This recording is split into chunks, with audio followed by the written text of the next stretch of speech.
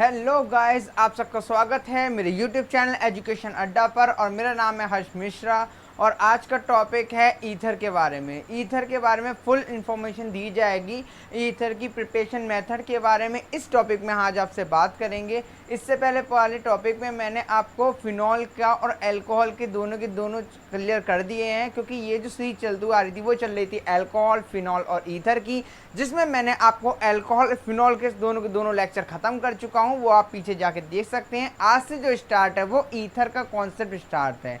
तो ईथर के बारे में हम जानेंगे, ईथर की प्रिपरेशन मेथड, उसका प्रिपरेशन कैसे की जाती है, उसकी मैकेनिज्म, उसकी डिहाइड्रेशन, उसके बारे में जानेंगे। ये ज़्यादा लंबा टॉपिक नहीं चलेगा, ये थोड़ा सा चलेगा। इसके बाद हमारी जो सीरीज़ होगी, हमारी जो अल्कोहल, फिनॉल, ईथर की जो सीरीज़ होगी वो बस यहाँ पे आके ख़त्म हो जाएगा। उसके बाद मैं एक नई सीरीज़ बनाऊँगा, उसका नाम है होगा, वो मैं अभी शो नहीं करता हूँ, ठीक है। उसको मैं अगली वीडियो में शो कर दूँगा। मतलब आपको मैं एक हाइड रखता हूँ अभी, जैसे जैसे मुझे कमेंट आते हैं लोगों के, उसके अकॉर्डिंग मैं वो वीडियो बनाऊँगा। ओके, तो फिर ज़्यादा टाइम ना ख़राब करते हुए चलते हैं हम अपने टॉपिक की ओर कि how to preparation ether.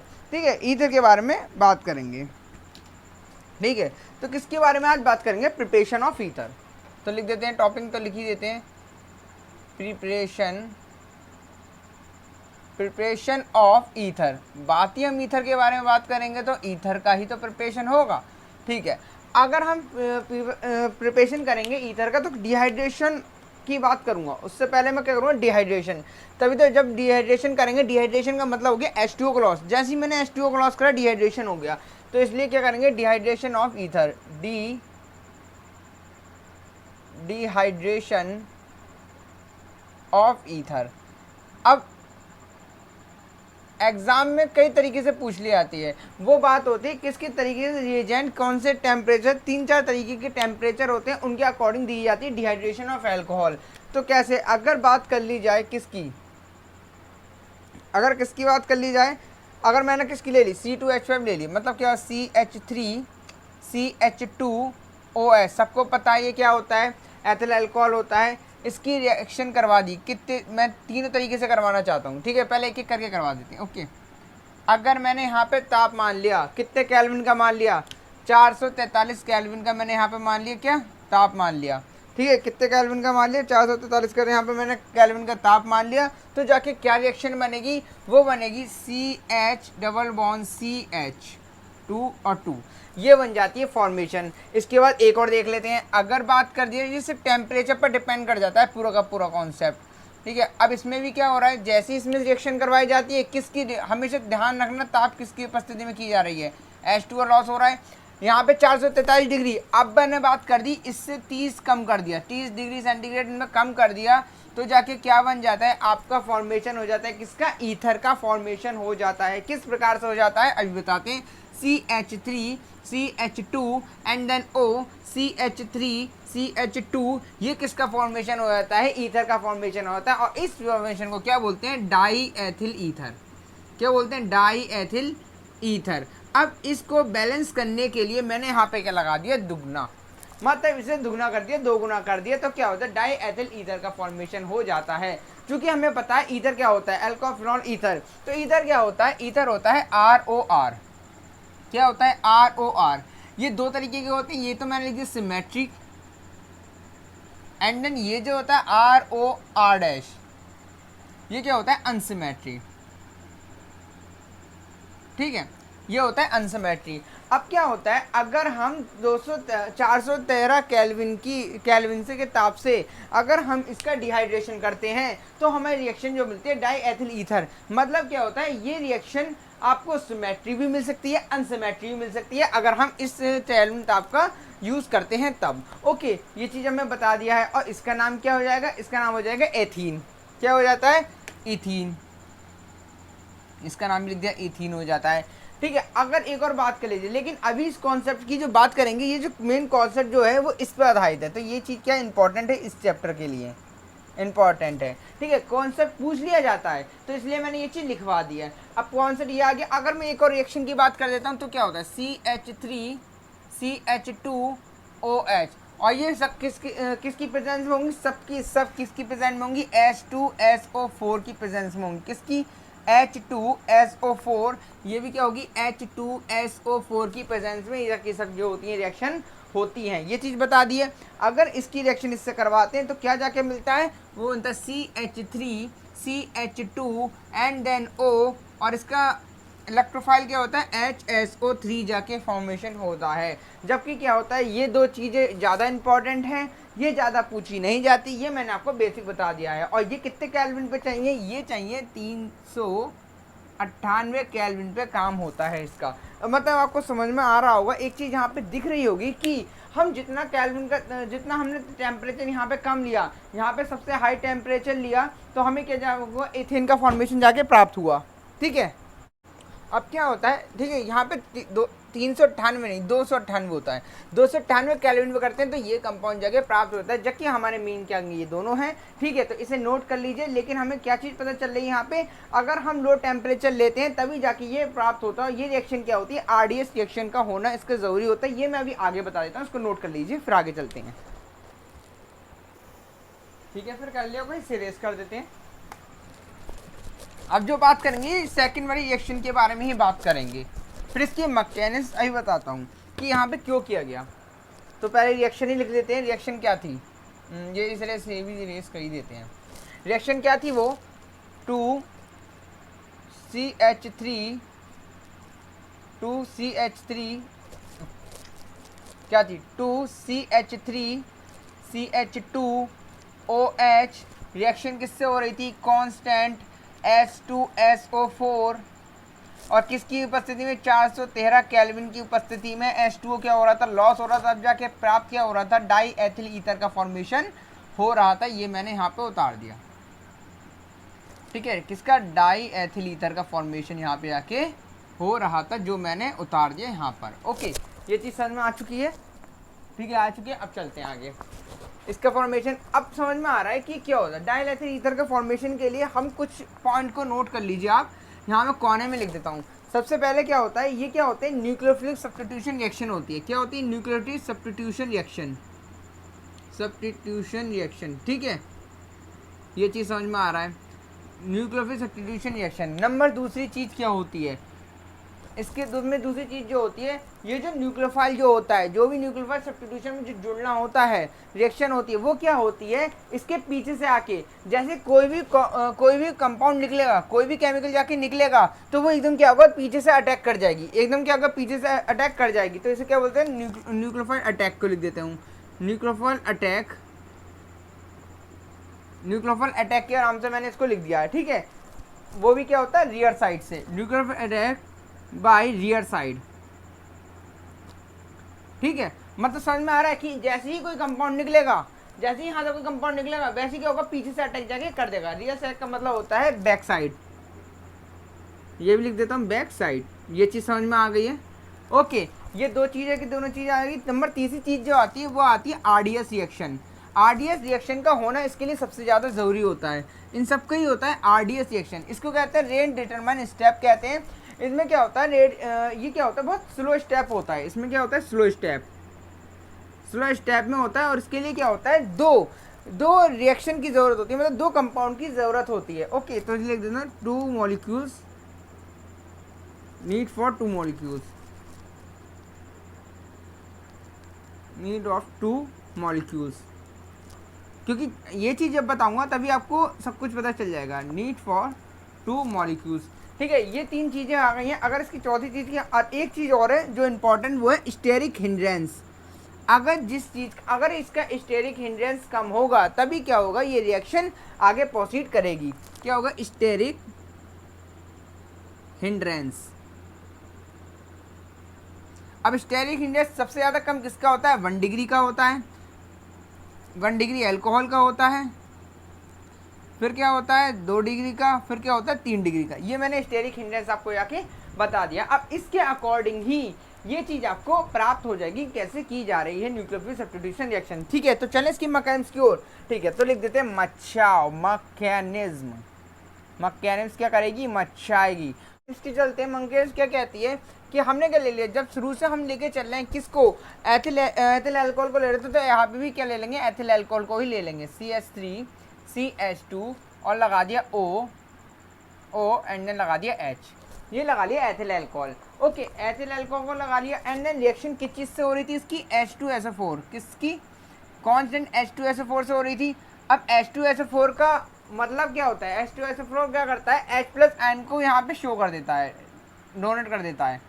H plus ion को क्या करता है, एडिशन करता है। अब क्या होता है, ये H प्लस आयन इस ऑक्सीजन के पास जाके जुड़ता है, ठीक है। जैसे ही इसके पास जुड़ा, ठीक है, जैसे ही इसके पास जुड़ा तो क्या होता है, CH2 3H3 CH2 and then oxygen and then ये, और यहाँ पे क्या आता है H, जिसके कारण क्या होता है, इस ऑक्सीजन पे क्या होता है, पॉजिटिव चार्ज आ जाता है, प्लस चार्ज आ जाता है। तो इसकी एक यूनिट क्या हो जाती है, यहाँ पे आके खत्म हो जाती है, जिसे क्या बोल सकते हैं, प्रोटोनिक अल्कोहल का बोला जा सकता है, प्रोटोनिक अल्कोहल बोला जा सकता है, ठीक है।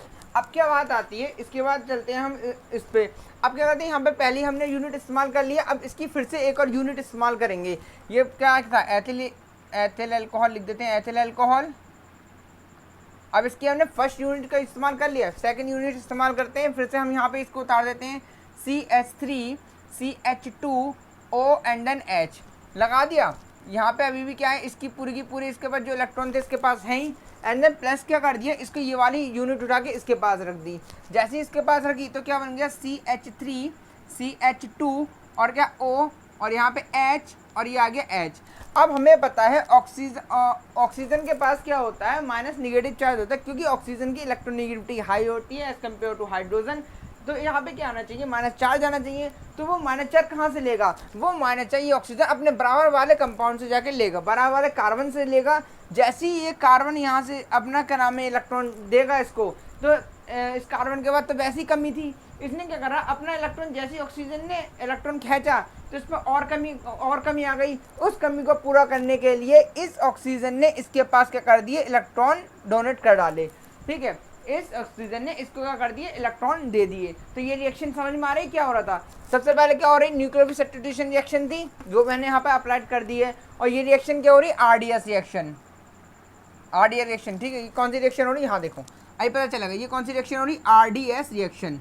RDS रिएक्शन क्यों हो रही, क्योंकि ये दो मॉलिक्यूल्स के बीच में काम हो रहा है, दिख रहा है, दो मॉलिक्यूल्स के बीच में इसमें काम हो रहा है, इसलिए क्या बोल दिया मैंने, RDS रिएक्शन यहाँ पे भी सॉल्व हो रही है। अब जैसे इसने ये जो क्या हो गया, इनने इलेक्ट्रॉन लिए, इसने यहाँ पे डोनेट कर दिए, तो कंपाउंड जाके क्या बचता है, तो जाके क्या होता है, CH3।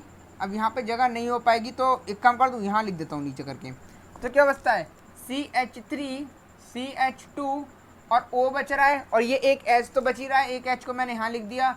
यहाँ पे क्या बच रहा है, अब ये कंपाउंड जो H2O लेके क्या होता है, ये बाहर निकल जाता है, तो H2O लेके हमने बाहर भगा दिया कि भैया तुम जाओ, तुम्हारे यहाँ से काम खत्म, जिंदगी में मजे लेने हैं तो कुछ तो करना पड़ेगा। तो H2O को लॉस कर दिया इसने, और क्या कर दिया, और ये जो कंपाउंड बना CH3 एंड देन CH2, ये जाके कंपाउंड बच जाता है। ये आप देख सकते हैं कोई गलत काम नहीं हुआ है। जबकि अब इसके पास भी क्या है, पॉजिटिव चार्ज है, इस पर भी क्या है, पॉजिटिव चार्ज है। वो क्यों है, क्योंकि इसने अपने इलेक्ट्रॉन क्या कर दिया, डोनेट कर दिया। जैसे इसने अपना इलेक्ट्रॉन डोनेट किया वैसे इस पर क्या आ गया, पॉजिटिव चार्ज आ गया। अब पॉजिटिव चार्ज को खत्म करने के लिए फिर से क्या करा, अब हमने H2SO4 यहाँ भी लगाया था, कॉन्स्टेंट H2O4 की उपस्थिति में कर रहे थे। फिर क्या करता है, ये यहीं से आगे चालू कर देता हूँ, ठीक है, रिएक्शन। फिर क्या करता है, रिएक्शन फिर से चालू होती है और कॉन्स्टेंट H2SO4 को फिर से पकड़ते हैं। अब देखो H2SO4 को पकड़ तो रहा हूँ, यहाँ पे H2SO4 को यहाँ पे पकड़ तो रहा हूँ, लेकिन क्या होगा, यहाँ पे H2SO4 में से एक H मैंने पहले से ही निकाल लिया है, तो जिसके कारण यहाँ पे क्या होगा, एक H मैंने यहाँ पे कम कर दिया, मतलब HSO4 से रिएक्शन हो रही है। अब क्या होगा, यहाँ पे हमने जो H प्लस आयन इससे लिए थे वो हम H प्लस आयन इसको डोनेट कर देंगे, जिसके कारण ये H2SO4 पुनः वापस आ जाएगा, ठीक है। तो क्या होता है, यहाँ से ये ऑक्सीजन यहाँ से क्या लेता है, इलेक्ट्रॉन पकड़ता है, यहाँ से इनने इलेक्ट्रॉन पकड़े, जैसे इसने यहाँ से इलेक्ट्रॉन पकड़े तो क्या हो गया, ये H प्लस आयन क्या हो गया, अपने आयन को लेके बाहर भाग जाता है कि भैया बब्बाई मेरा हो गया काम, मैंने यहाँ पे आया था, यहाँ से मैं जा रहा हूँ, और जाके क्या बन जाता है, CH3 CH2O CH3 CH2, मतलब क्या बन गया, डाई एथिल ईथर का फॉर्मेशन हो गया, डाई एथिल ईथर का फॉर्मेशन हो गया, ठीक है। इसका और क्या बोल सकते हैं इसे, इसका नाम क्या हो सकता है, एल्कलॉक्सी एल्कीन बोलते हैं इसे, क्या बोलते हैं, एल्कलॉक्सी, ये आईपीएसी नाम है, क्या बोलते हैं, एल्कोलॉक्सी एल्केन, एल्कोलॉक्सी एल्केन, जगह नहीं है तो लिखना तो ऐसे ही पड़ेगा, एल्कोलॉक्सी एल्केन। ऑक्सी कहाँ लगता है? जो जिसमें कार्बन कम होते हैं, मतलब जिसमें कार्बन कम होते हैं वहाँ पे ऑक्सी, और जहाँ पे ज़्यादा होते हैं वहाँ के लगाने एन। यहाँ दोनों सेम है तो क्या लिख सकते हैं? मेथ एथ, मतलब एथॉक्सी, और फिर रख दिया एथेन, ये उसका दूसरा नाम आ जाता है। ठीक है, दोनों नाम मैंने इसके नीचे लिख दिए हैं, समझ में आ गया होगा। स्टेप फर्स्ट में मैंने क्या करा, स्टेप फर्स्ट भी लिख देते हैं, ये स्टेप फर्स्ट में काम हो गया और ये स्टेप सेकंड में काम हो गया। और ये प्रोसेस ऐसी ही सीधे सीधे चलते रहती है। जैसे ये प्रोसेस यहाँ पे आई, ये फिर से ऐसी प्रोसेस चालू होती रहती है, मतलब क्या, रिवर्सिबल प्रोसेस चलते रहती है, इसलिए इसका काम कभी खत्म होता नहीं है। फिर से इसे सीख लेते हैं कि क्या हो रहा था। सबसे पहले क्या करा हमने, एथिल अल्कोहल से इसकी चर्चा में था, एथिल अल्कोहल हर जगह जा रहा था, तो एथिल अल्कोहल को ही पकड़ लिया मैंने। एथिल अल्कोहल को लिया, कांस्टेंट एस्टोफॉर्म में से H+ आयन को ने पकड़ लिया, H+ आयन की इससे रिएक्शन करवा दी तो क्या फॉर्मेशन बनता है? इस तरीके से फॉर्मेशन आता है। ऑक्सीजन के पास क्या आता है? पॉजिटिव चार्ज आ जाता है। जैसे ऑक्सीजन के पास पॉजिटिव चार्ज आया, ठीक है, तो एक और यूनिट मैंने इस एथिल अल्कोहल की फिर से एक और यूनिट ले ली। अब समझ सकते हो, ये आप लिख लेना, मैंने क्या ले लिया, फिर से इसकी एथिल अल्कोहल की फिर से एक और यूनिट ले ली, ethyl alcohol.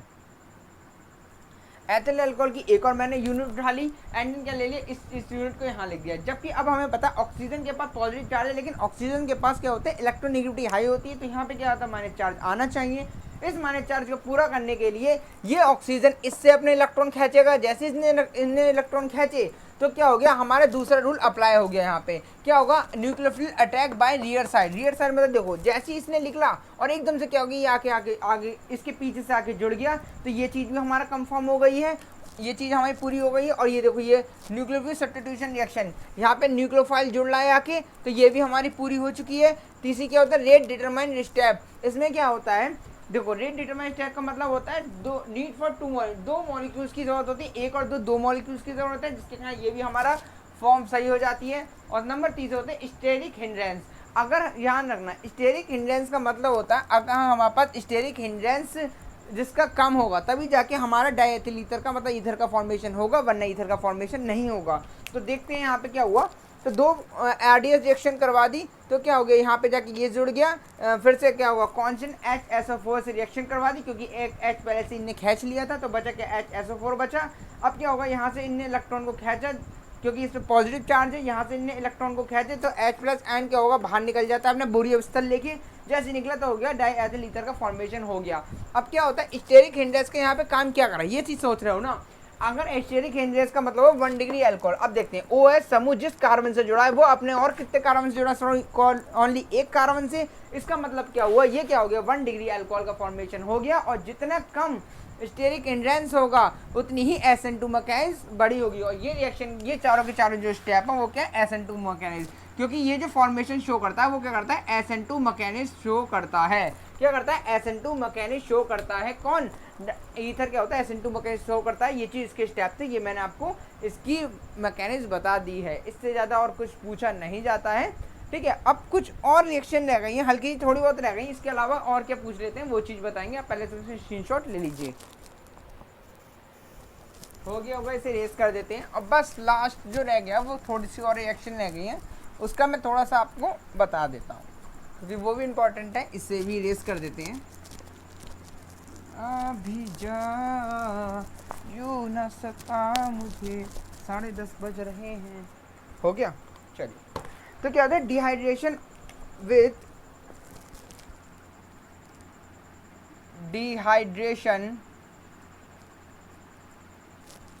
Dehydration of ether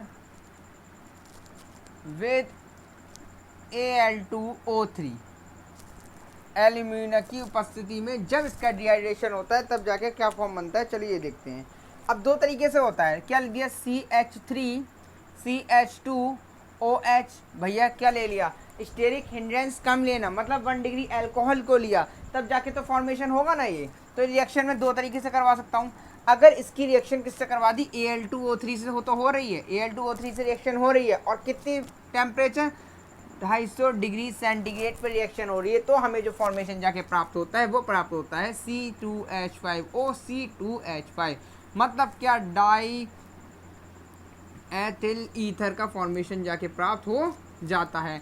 अब दूसरी चीज़ देख लेते हैं।